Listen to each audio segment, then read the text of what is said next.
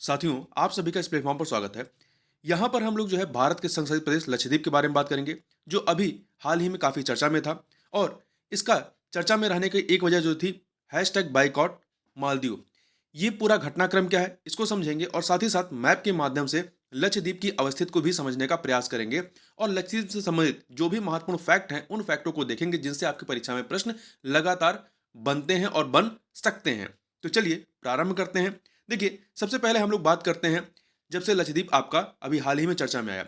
अभी कुछ समय पहले जो है भारत के प्रधानमंत्री जो है वो लक्षद्वीप की यात्रा पर गए थे। देखिए, किस वजह से गए थे? तो स्वतंत्रता के बाद पहली बार लक्षद्वीप को सबमरीन ऑप्टिक फाइबर केबल के जरिए जोड़ा गया है। ठीक है, तो इसी का उद्घाटन करने के लिए प्रधानमंत्री यहाँ पर गए थे। इससे लक्षद्वीप में संचार अवसंरचना संबंधी एक व्यापक बदलाव सुनिश्चित होगा। इन केबल्स में कांच या प्लास्टिक के पतले तार से बनी ऑप्टिकल फाइबर होते हैं। ये फाइबर प्रकाश स्पंदन यानी लाइट पल्सेस के रूप में डिजिटल इंफॉर्मेशन को पहुंचाते हैं। अब थोड़ा सा इस चीज के बारे में हम लोग पहले समझ लेते हैं कि ये जो आपका island submarine optical fibre connection है, ये परियोजना ये है क्या।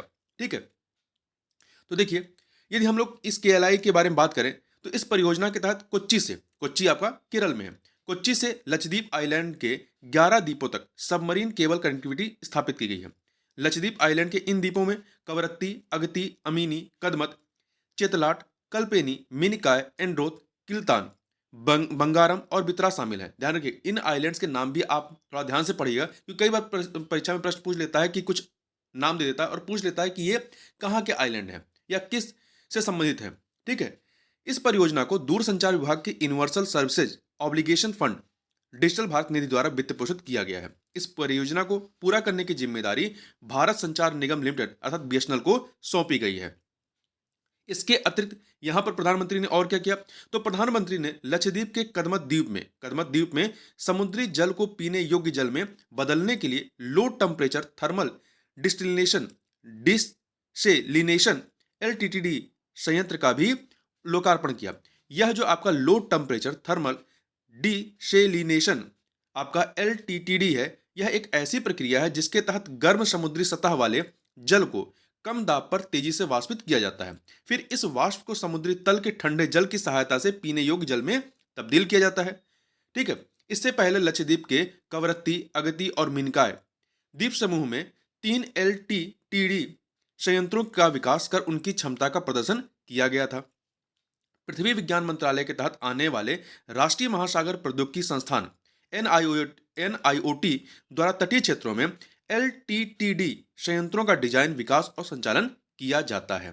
तो ये तो हमने पूरा घटनाक्रम समझा कि जिस वजह से ये चर्चा में आया था कि प्रधानमंत्री मोदी की लक्षद्वीप में यात्रा होती है और वहां पर उन्होंने विभिन्न योजनाओं का जो है उद्घाटन किया।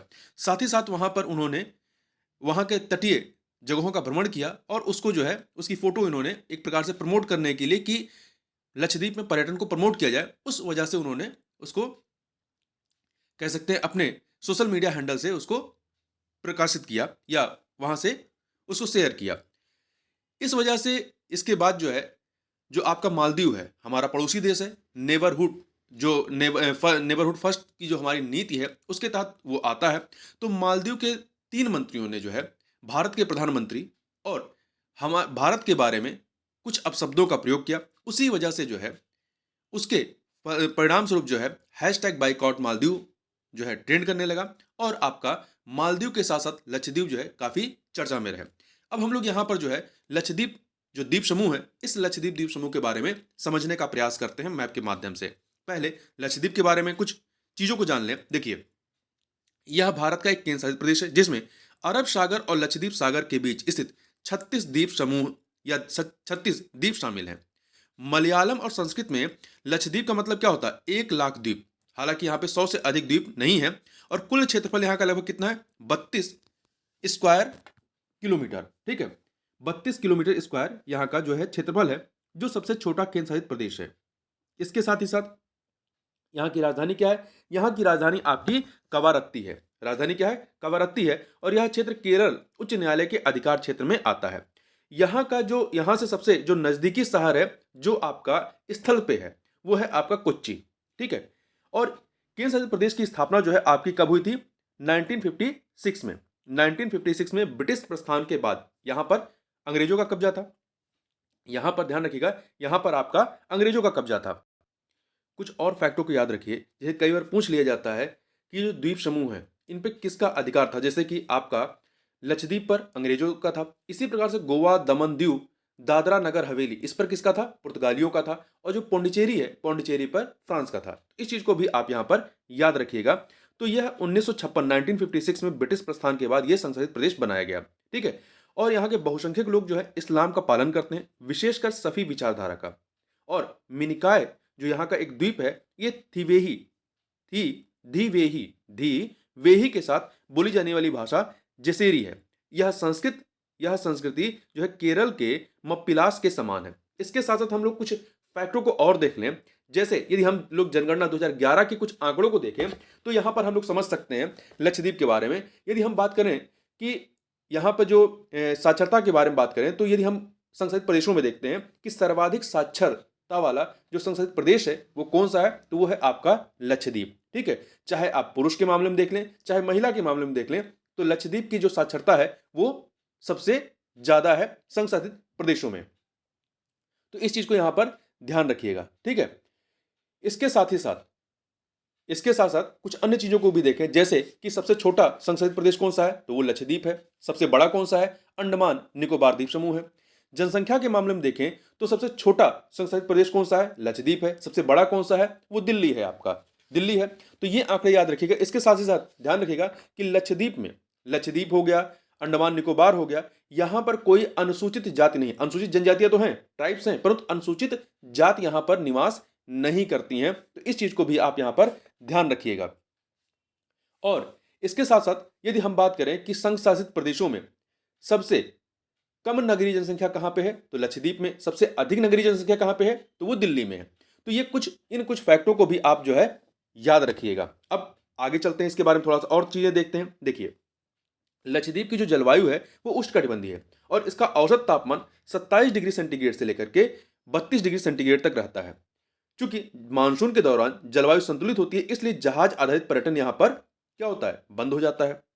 और जो यहाँ का जो शासन व्यवस्था है वो एक प्रशासक के माध्यम से सीधे केंद्र के नियंत्रण में होता है। देखिए, जो संघशासित प्रदेश होते हैं वहां पर जो शासन किया जाता है, चाहे वो आपका क्या कहते हैं उपराज्यपाल के माध्यम से होता है, उप राज्यपाल के माध्यम से होता है, या प्रशासक के रूप में, या मुख्य आयुक्त, तीन तरह से जो है वो नियुक्त किए जाते हैं।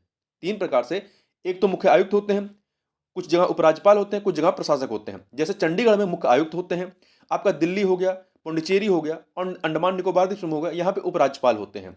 दादरा नगर हवेली और दमन दीव जो है यहाँ पे प्रशासक होते हैं, लक्षद्वीप में प्रशासक होते हैं। तो इस चीज को भी आप ध्यान रखिएगा। देखिए, संपूर्ण स्वदेशी आबादी को उनके आर्थिक और सामाजिक पिछड़ेपन के कारण अनुसूचित जनजाति के रूप में वर्गीकृत किया गया है यहाँ पर। और अनुसूचित अनुसूचित जनजाति ट्राइब्स के रूप में अनुसूचित जाति और अनुसूचित जनजाति सूची संशोधन आदेश 1956 के अनुसार इस केंद्र शासित प्रदेश में कोई अनुसूचित जाति नहीं है, मतलब एससी जाति यहां पर नहीं है। इसके साथ साथ एक फैक्ट और याद रखिएगा कि वर्ष 2020 में लक्षद्वीप द्वीप समूह प्रशासन ने समुद्री खीरे के लिए दुनिया का पहला संरक्षण केंद्र जो है वो डॉक्टर के मोहम्मद कोया समुद्री खीरा संरक्षण रिजर्व स्थापित किया, जो चेरिया पानी रीफ में जो है 239 वर्ग किलोमीटर में फैला हुआ है। इतनी चीज आप ध्यान रखिएगा। अब मैप के माध्यम से थोड़ा समझते हैं। ये है आपका, देखिए यहां पर आपका ये भारत का जो तटीय इलाका है, स्थलीय तट, यहां पर आपका कोच्चि है, और ये पूरा जो है आपका अरब सी है, हिंद महासागर का हिस्सा है, अरब सी है। और यहां पर आप देखेंगे तो लक्षद्वीप सी है। तो यहीं पर आपका ये 36 लगभग जो मुख्य 36 द्वीप समूह है, इन द्वीपों से मिलकर के बना हुआ है आपका लक्षद्वीप। और ये ध्यान रखिएगा, ये प्रवाल निर्मित द्वीप समूह है, ये प्रवालों से निर्मित हैं, कोरल रीफ से। अब यहां पर हम लोग थोड़ा सा दूसरे मैप में देखें तो यहां पर दो चीजें हैं, दो चीजें महत्वपूर्ण हैं। एक तो यहां पे ध्यान रखिएगा कि ये जो इसकी कवरत्ती राजधानी है और इसका एक द्वीप है मिनिकॉय, और यहाँ पे दो चैनल है, एक 9 डिग्री चैनल है और एक है 8 डिग्री चैनल। ठीक है। ये आप पूरा मैप में देख सकते हैं, ये पूरा अरेबियन सी है, यहाँ पे ये आपका लक्षद्वीप सी है। लक्षद्वीप सी और जो आपका भारत का तटीय इलाका है उसके और लक्षद्वीप समूह के बीच में ये लक्षद्वीप सागर का विस्तार है। यहाँ पे दूसरे मैप में देखें तो यहाँ पर आप देखिए सबसे महत्वपूर्ण यहाँ पर 9 डिग्री चैनल और 8 डिग्री चैनल, जिससे आपके प्रश्न लगातार बनते हैं। तो देखिए, यहाँ पर जो आपका 8 डिग्री चैनल है, 8 डिग्री चैनल, यहाँ पे आप मिनिकॉय देख रहे हैं, ये लक्षद्वीप का द्वीप समूह है।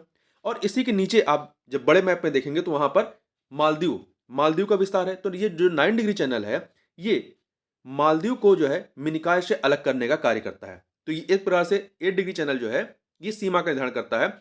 ये मिनिकॉय और मालदीव को अलग करता है।